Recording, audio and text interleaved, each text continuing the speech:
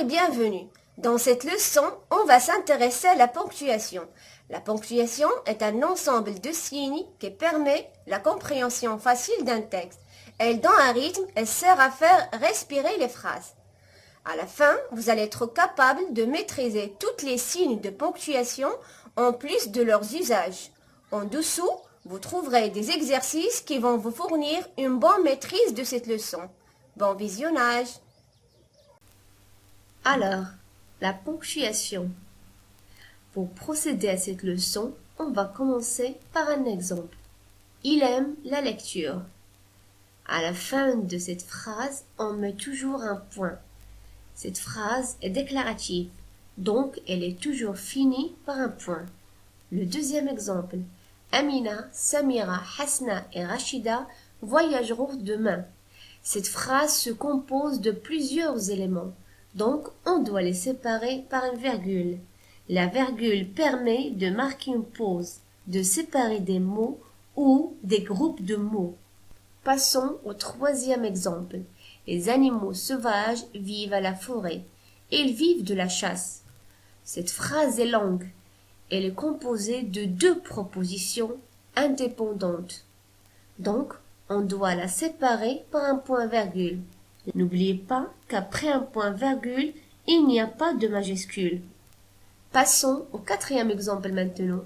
Le médecin dit au malade « Arrête de fumer car la cigarette tue ».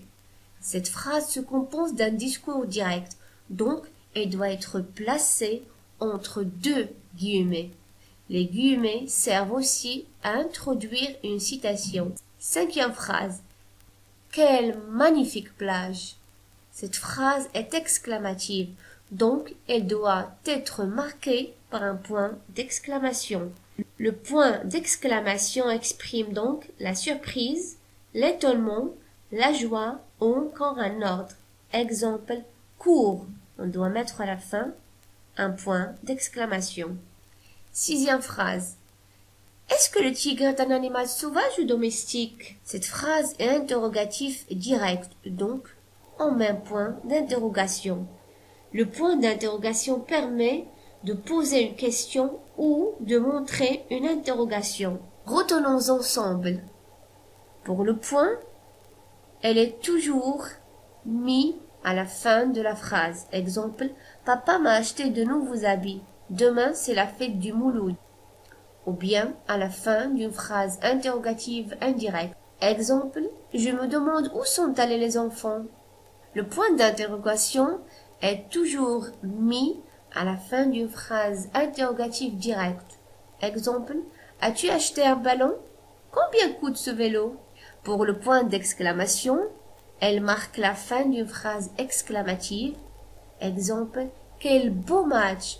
Ou bien, elle est toujours mise après une interjection. Pour le point-virgule, elle est utilisée pour séparer dans une longue phrase deux propositions. Exemple, il faut être sévère avec les enfants désobéissants, mais il ne faut pas les brutaliser. La virgule, elle sert à séparer les mots dans une énumération, ou bien après le complément circonstanciel et l'adjectif qualificatif placé au début de la phrase, ou bien pour séparer une suite de propositions dans une phrase. Pour les guillemets, on les met dans un texte ou un écrit, les phrases et les mots d'un autre auteur, ou bien les phrases dans un discours direct. Exemple, le ministre a déclaré « Le prix de la farine ne changera pas ».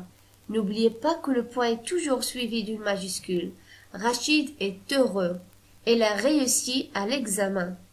Attention, à la fin de la phrase interrogative indirecte, on ne met pas un point d'interrogation. On met un point. Qui a fait l'exercice? Il s'agit d'une interrogation directe. Donc, on place un point d'interrogation à la fin. Je veux savoir qui a fait l'exercice. C'est une interrogation indirecte. Donc, on met un point. Merci pour votre attention. Excellente journée.